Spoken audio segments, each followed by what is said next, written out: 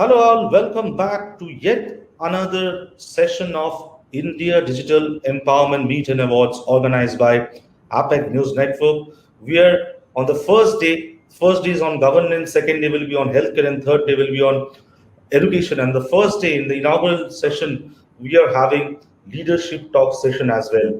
And for this particular session, we have none other than a very experienced bureaucrat of the country, Dr. Ajay Kumar, Secretary, Ministry of Defense, Government of India. Thank you so much, Dr. Ajay Kumar, for joining us today. Dr. Ajay Kumar uh, does not need any introduction.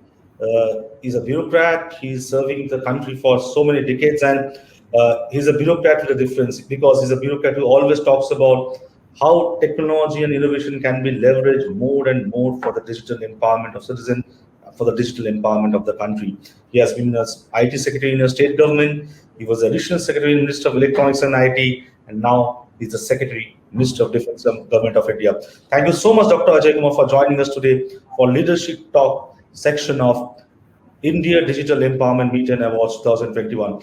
My first question to you will be, sir, how do you see the journey of innovation, leveraging innovation and technology, especially for the defense sector in the country? I think today what we see in the defense sector, what we see on the battlefield is very different from what we saw maybe 3 decades ago or even 2 decades ago.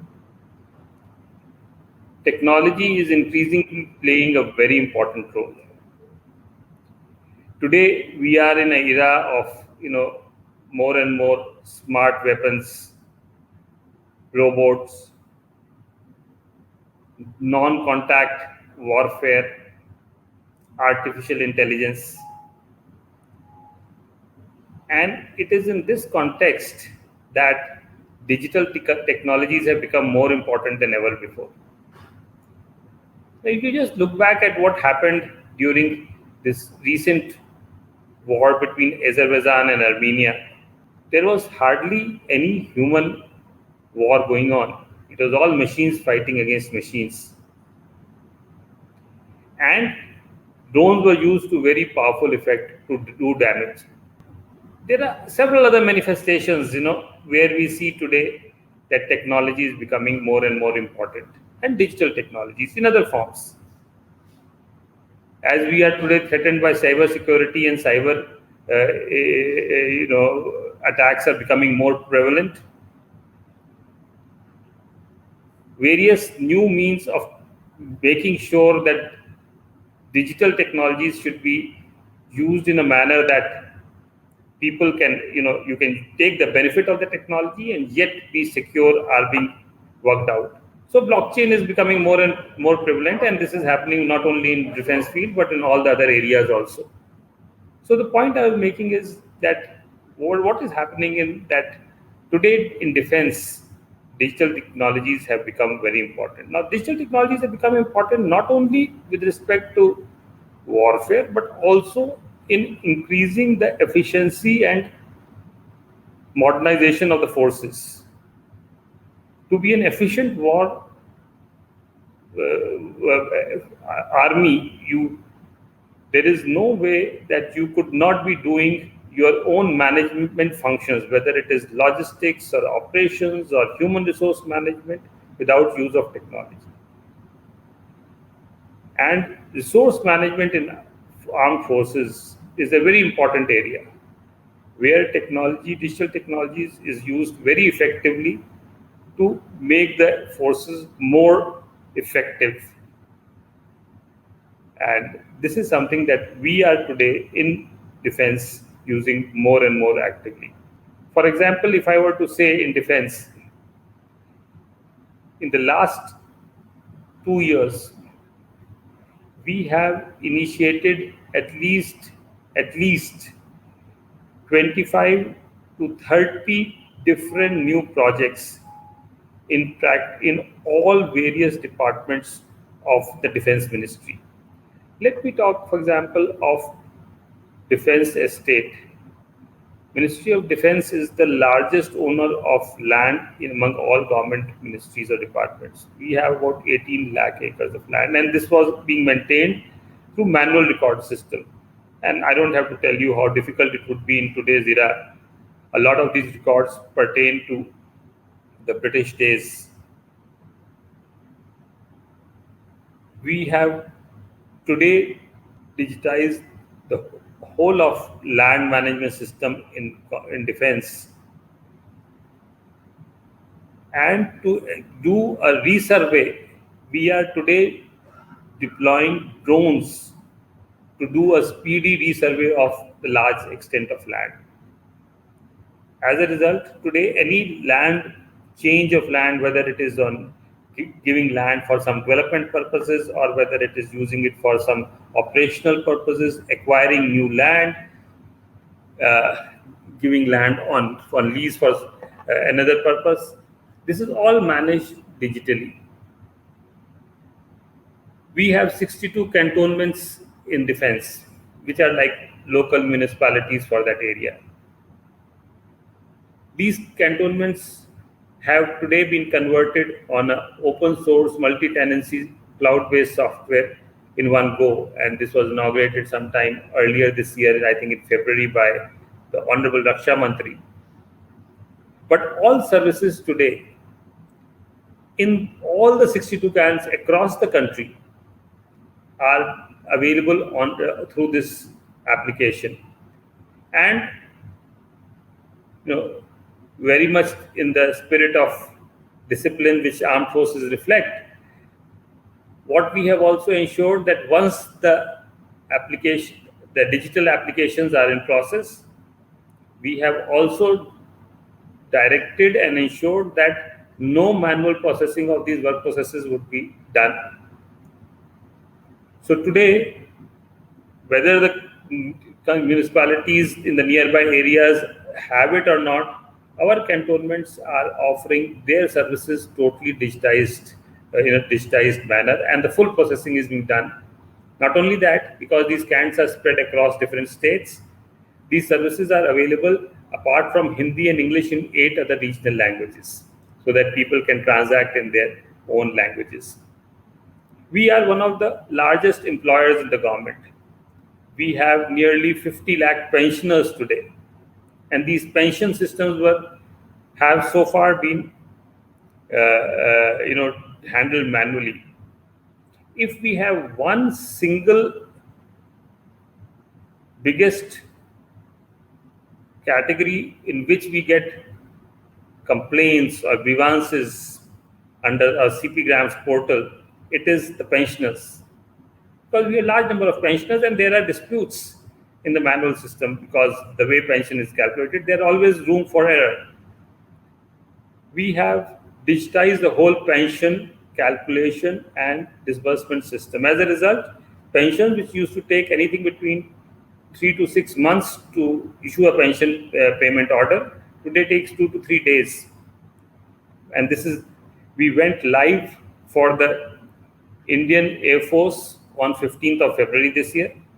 We went live for Indian Navy on 1st of April this year. And very shortly, within a few weeks, we are going live for Indian Army. And for the rest of the MOD Civil Department, also it has gone live. And all the fresh cases are now being processed on the e-pension, what we call as PERSH. And we are migrating the old cases. And when we are migrating the old cases, we are also finding that in 10 to 15% of cases, there are mismatches, which is the cause of the problem which I mentioned. And that is how these problems are sorted out. We have the largest budget in the whole of Government of India.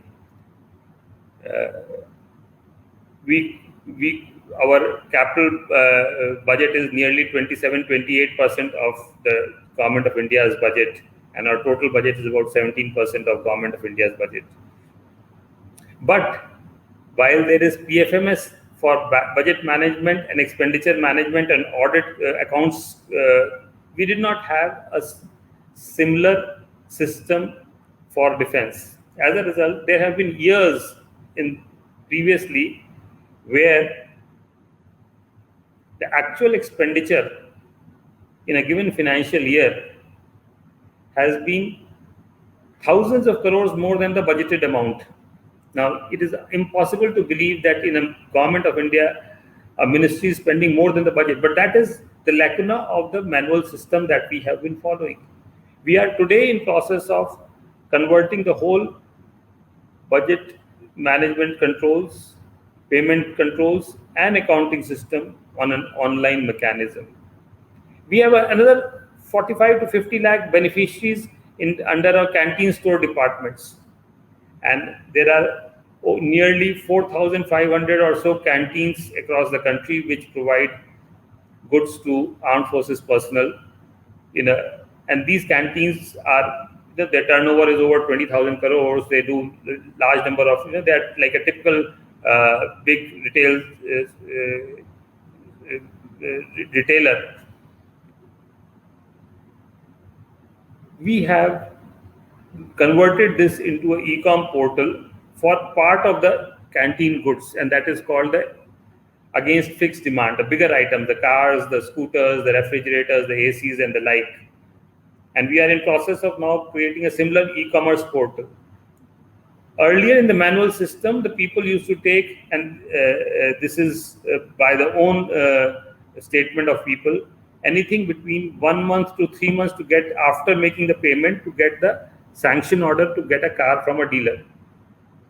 Now, and it is available on the portal, you can go and check it, 2 to 3 days, the payment is made, and sitting at home, and of course, multiple trips to the canteen, to the offices, sitting from home, you can, in 2 days, you make the payment, you get, when I say sanction order, because you get it on a concessional rate, therefore there is the process of verification, there is an entitlement criteria, you can buy, different category of people can buy different things and all that. So, and you can buy it only at a particular frequency, that is only a car can be bought only after 10 years and so on and so forth. So all those verifications are done, and within 2 days, the order is given. So what I was saying is that in large number of cases, we have, for example, a large number of cases, permission from defense is required before certain activities like survey, like exploration, etc. can be done. Each of this required permission of the defense. We made it online, so that you don't have to approach anyone for any permission. And the whole processing is done online. As a result, people are able to go, you get permissions much faster. I could go on and on. The point I'm making is, today in the defense ministry, as we are seeing the trend world over, digitization is a way of transformation. None of these transformations is, by the way, automation. None of this digitization process has been mere automation. Each of these have, and it will take a whole session to be able to talk about that. But each of this digitization process has, with its accompaniment, the related transformation which helps to make the working in the system more efficient. And that is why when I say that the timelines have come down or the costs have come down, I think it's more also largely because of the large number of transformations that have taken place. And just taking cue from what you've said, Dr. Ajay Kumar, it has certainly also brought a lot of transparency into the system, increasing efficiency, and also bringing transparency, accountability by using digital tools. As you've said, you talked about plethora of activities being done in last 3-4 years in terms of leveraging innovation and technology for the defense sector and also in defense ministry. What are the areas, if you can say that you can see or you want to see more and more industry participation in terms of using new age technologies, be it AI, IoT, you talked about blockchain. So do you think that there still are areas where industry can come together to collaborate with Ministry of Defense or the defense ecosystem per se, especially using emerging technologies? Absolutely. I think in the emergent technologies particularly, industry, the strength of the technology really, if you look at India has strength, but the strength lies in the industry. So, and we recognize this. So the strength may not necessarily lie. I'm not saying it does not lie, but it may not necessarily lie within the government. And so there is a huge opportunity to work together in a partnership mode. One of the important things when we're working in these emerging areas is that it is possibly that conventional procurement models of working with industry may not be so effective.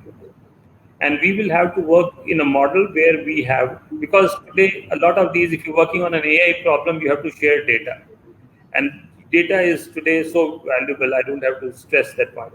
Now, if you are going to be working with industry, you can't be having a procurement model where you are sharing data, tomorrow he may misuse your data with you.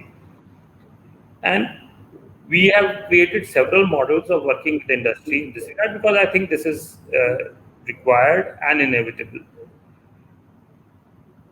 When I say industry, I not only mean the existing bigwigs of industry, I also mean the small startups who have so much of energy, vitality, and dynamism. I mean, That was my next question. yeah, so we have today seen that startups are actually able to churn out new, and most of the startups actually use technologies. They are so comfortable and so good at it that they use technologies to find solutions to problems which were otherwise very big problems. I will give you a few examples. Our experience, and we, as you know, in April 2018, we launched the IDEX program. Honorable Prime Minister launched the IDEX program in April 2018. And within 2 years, or maybe now about 3 years actually, we have seen tremendous scope. We started, we didn't have any money, so we started with 100 crore corpus, which was contributed by 2 PSUs, and there was no HAL and Bell. But seeing the, success, breeds a lot of successors. So, today we have now sanctioned 500 crores second installment for support to IDEX. But the point I was making is our experience in IDEX has shown that the work which is being done by startups is what used to take several years, 5 to 7 years, is getting done in 12 to 18 months. What used to take hundreds of crores is now getting done in tens of units of crores. The saving of time and cost is actually 1/5 or 1/10 in some cases. That is one advantage. So we are able. The second big thing which we have realized is earlier we were able to solve one problem at a time or two problems at a time, depending on the bandwidth of the resources or the agencies that we had within the government.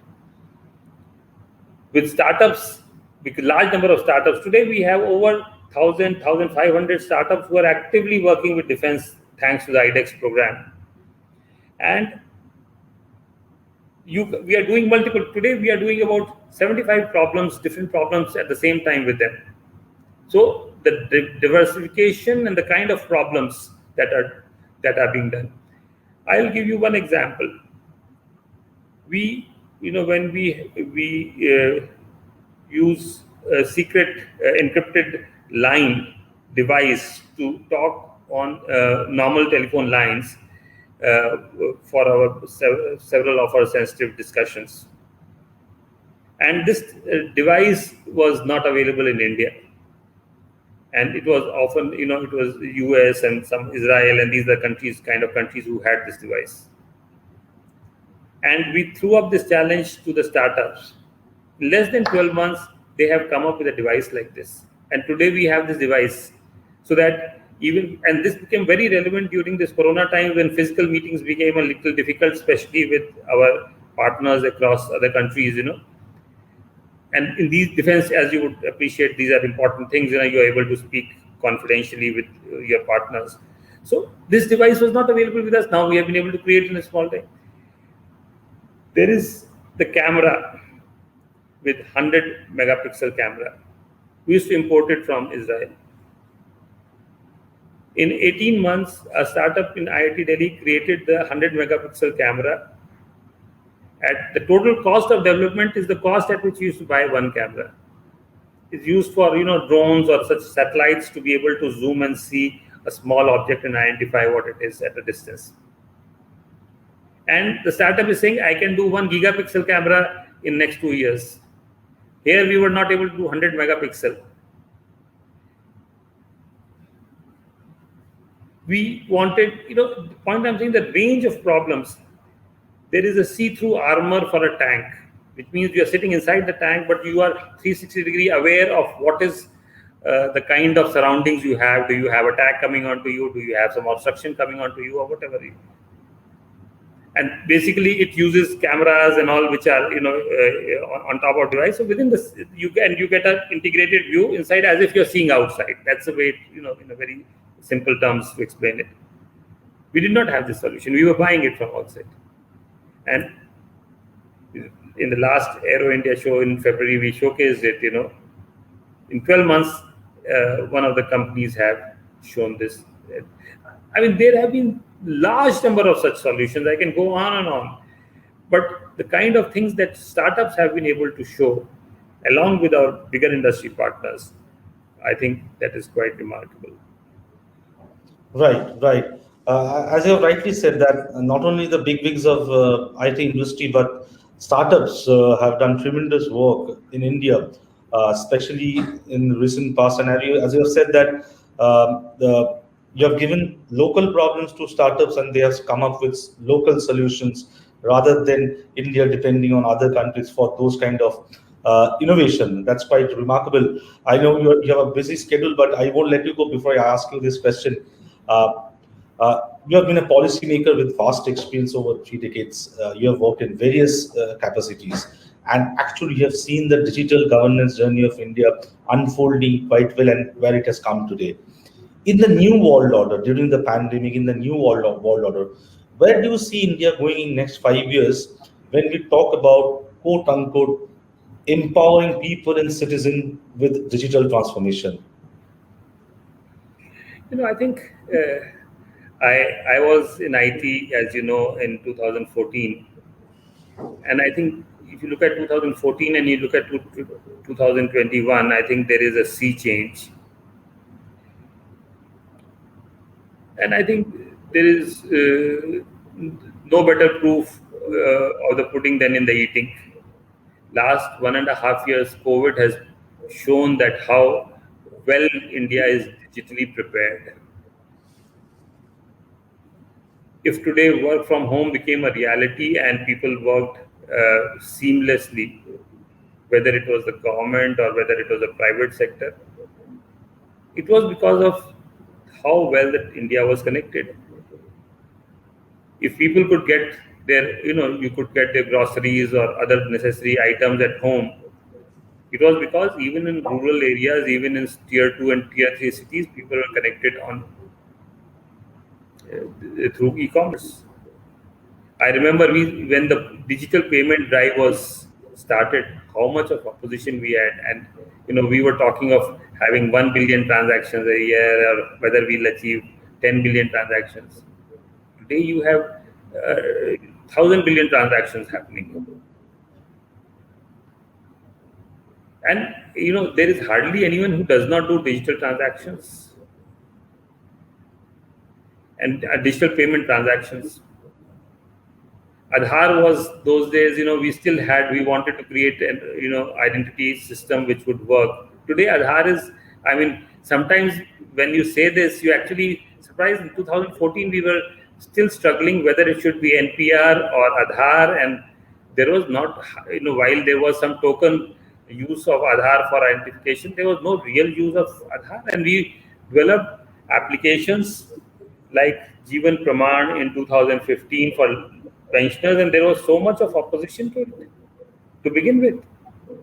Now Aadhaar is used, in so many ways, whether it's your opening of bank account to practically on each havani also, we use it as, we take it for granted, it's available, and we use it for vaccination. It is being used in such a big way. We have, and this was the world's cheapest and is the world's cheapest real-time open API based ID authentication system. I think the India stack has really matured over the last few years. India has digitally arrived, and I would say India has, in its unique model of digital governance, has shown the world that we have a far superior system, which, as compared to developed world, and I call it superior because it performs the job it is required to do. It is cheaper, and it is more relevant to five sixths of the world. Except, the developed world may have had their own system, but it could have never resulted in pervasive digital empowerment of the masses in the remaining fifth sixth of the world. The India model today has created. So, I mean, there are so many examples, whether you look at government e-marketplace today, which is transforming procurement in the government, and slowly, more and more people are coming on e-marketplace. And I think there is significantly more acceptance of technology, and COVID has demonstrated both within the government. I have, as you are aware, I have been in IT ministries for long years, both in the state and in the center. And I have also seen huge resistance to the adoption of technology. I think those are days of the past today. There is increasing willingness within the government, increasing demand from the consumer, that is the citizen, for digital processes. When we did each Harmony this year, consumers have lapped it. Citizens, people who live there, and there has been not a murmur of. The question is, it's a convenience which people said, why was it not there till now? So I think the whole mindset of the country has changed today. I think languages. I mean, I told you that we are doing, each Harmony in 8 different regional languages. I mean, these were difficult problems. Today we are using artificial intelligence in the government. These were very difficult in the earlier days, and I think both in terms of spread, scale, and the maturity at which the applications are happening in today's digital India are quite advanced, and it's really it's really a happy feeling to be actually able to see the way things have changed dramatically in the last few years. True, and absolutely. We are also happy to see you in our platform, Dr. Ajay Kumar, Secretary Minister of Defense, Government of India. And actually, as you have said, that India has not only arrived for the digital empowerment arena in the world, but India is going far ahead, keeping in mind the realities of our population, the vastness, and the way we are implementing our digital innovation for various spheres of life. And as you have said, that given so many examples, and it's a reality that today a kirana shop is transacting on digital mode, or you're buying milk, or a vegetable vendor who's like standing in a street, you can simply do digital transition. So that is a reality. That is also a digital dream. I remember when I interacted with you earlier in your earlier avatar, we used to talk about the success story of e-passport, Passport Sevak, and how it transformed the citizen-centric services for using e-governance tools. But now we can see so many examples of digital transformation happening in India. And I'm sure this pandemic in last 1.5 years has shown that how India has quickly adapted to the needs of the new world order, and how they have used digital tools, digital innovation for transformation for a better world. Thank you so much, Dr. Ajay Kumar, for joining us today in the inaugural of India Digital Empowerment Meet and Awards organized by APAC News Network, for your leadership talk. You have been a guide and mentor to me for many years, and as usual, today also your speech has given us not only guidance to me, but many more people who are watching this show today. And before I let you go, just one word for APAC News Network, which has recently completed 1 year of its existence. So first of all, I thank you for having me, and I must compliment all the excellent work that you have been doing.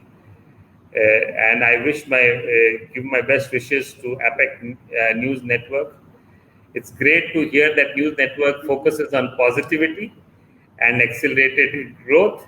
I think this is a huge message that you carry with you when you go around, and we really look forward that this kind of positive sentiments are disseminated through your channel. All the very best, and thank you. Thank you so much. That was Dr. Ajay Kumar, Secretary, Minister of Defense, Government of India. Thank you so much for joining us. We'll again interact with you in some other platform, some other way. And with this, we move to the next section with yet another leadership talk in the inaugural of India Digital Empowerment Media and Awards organized by APAC News Network. Thank you so much, Dr. Ajay Kumar, for joining us today. Thank you. Thank you.